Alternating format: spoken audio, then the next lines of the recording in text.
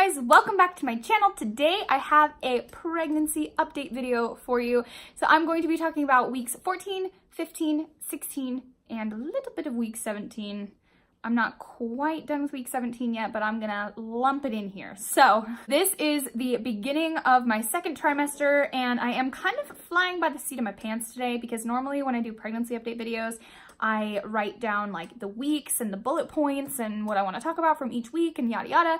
But this is baby number 2, and let's be honest, I'm a mom now. I have a toddler and I am busy and I'm tired and I don't have time to be sitting and writing down bullet points. So I'm gonna just go over the highlights for you today, and hopefully my pregnancy brain doesn't kick in and I can remember everything that I want to tell you about. So if you are new to my channel, I will go ahead and link my entire playlist from all of my pregnancy updates from baby number 1.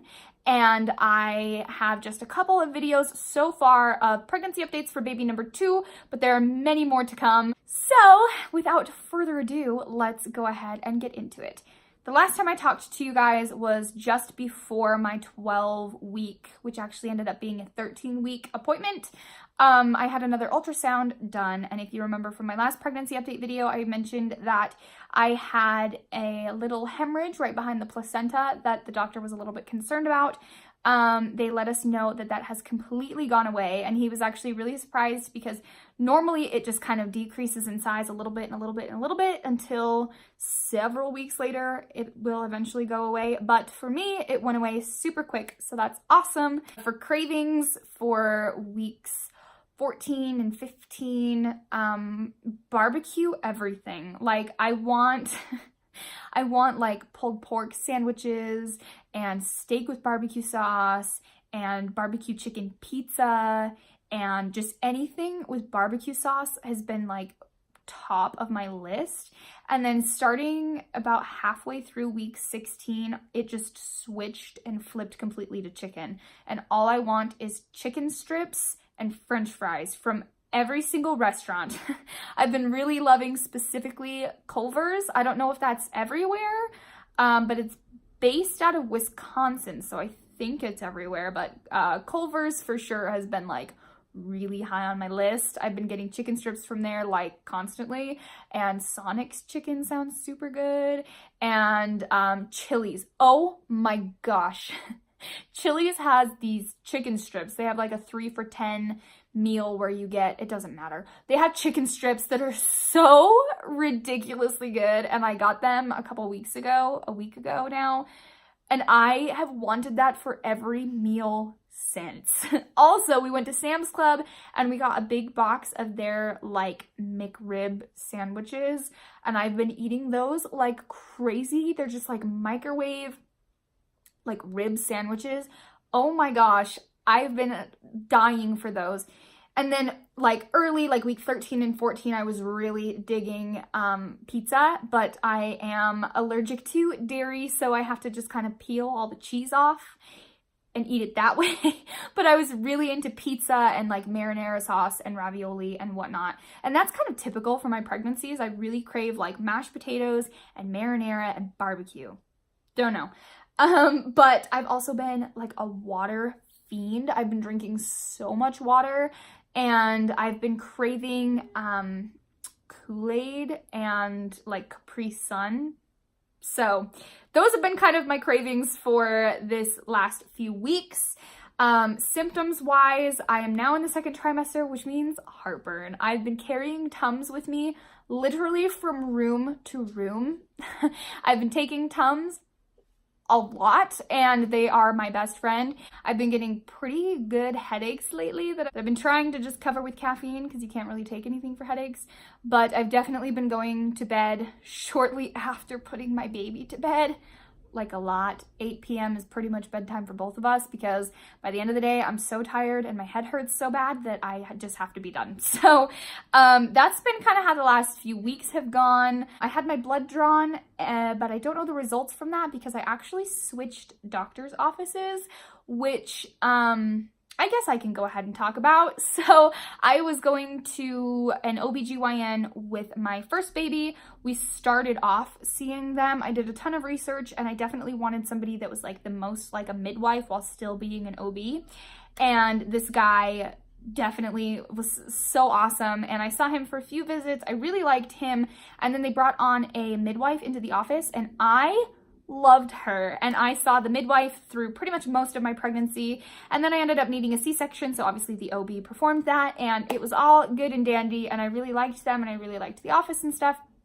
But the midwife actually left. She moved to go and work at an office closer to her family. So she is gone, and my sister-in-law got pregnant like in between my pregnancies, and she was raving about her doctor and her doctor's office. She loved them.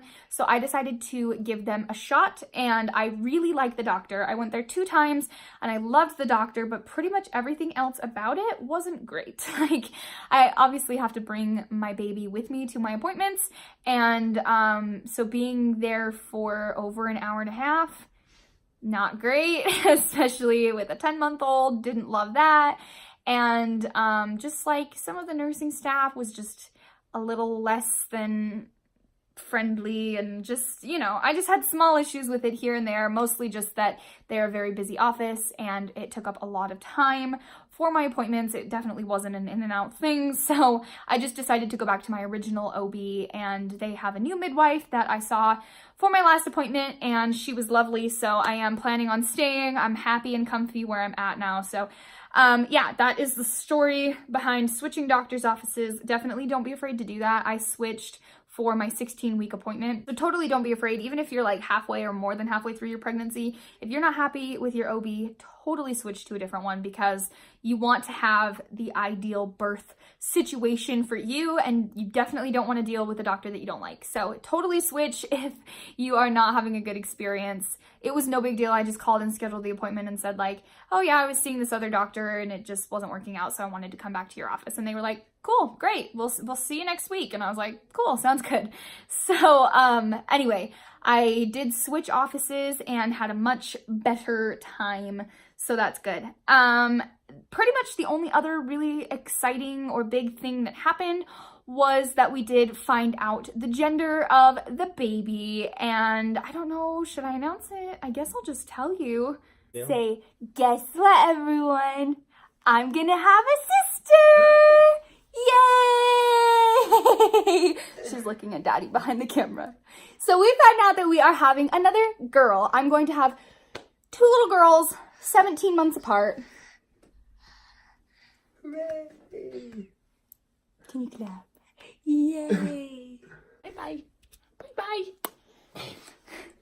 So yes, we are going to have 2 little girls. They're going to be 17 months apart. I definitely want to do a whole video talking about finding out we're having 2 girls and kind of the gender disappointment that goes into that, because we were a little bit disappointed at first. I'm not gonna lie, we definitely wanted to go ahead and do the boy thing now that we've done the girl thing, but obviously we're excited about it now. We've had a few days to kind of process and like get excited and kind of make peace with it. So I want to just do a whole video talking about gender disappointment and the stigma behind that, and sort of our experience and how we got through and all of that. So that video will be coming for sure. But yes, we're having another girl. As you can tell, I am thrilled. I am all there for the dress up and the tea parties and the princess castles and the Barbie dolls, the American Girl dolls. I'm so excited. My husband has had a little bit harder of a time adjusting to the news, but I am excited. So my next update, I will be including my 20-week anatomy scan and letting you guys know how that goes. I will also include like footage, if I get any, of telling my family the gender and all of the like gender announcement pictures and stuff that we do. We still have not announced publicly, like on Facebook, that we're pregnant yet. All of our close friends and family know, and they have known pretty much since the very beginning, but we still have yet to announce like on Facebook. Pretty much mainly because we were really waiting for my niece to be born. We wanted her to like have her spotlight and let her be the focus.